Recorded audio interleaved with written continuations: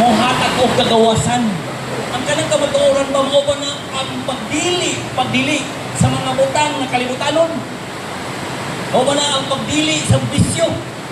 Gitubot ang bisyo, gitubot ang mga kalibutanon ng mga butang. Mao ba na ang kamatuoran o mao ba na ang kagawasan ng Ginoo sa Ginoo?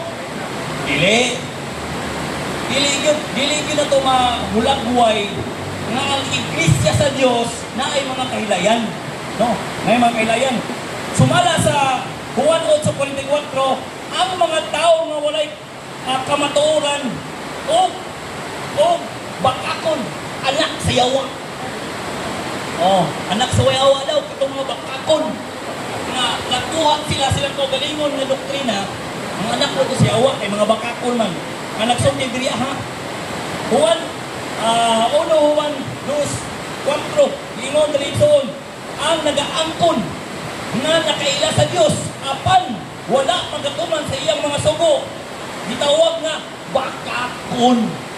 O nagili-gilikaya ni igsoon nga mao ba na ang iglesia nga putli ay wala pa na ano mausa untol man ni ay dili ka untol oy kay kung moangkon ta nga anak ta sa Ginoo si Kristo ang nagtukod sa atong iglesia dapat mabarugan na ito nga atong iglesia putli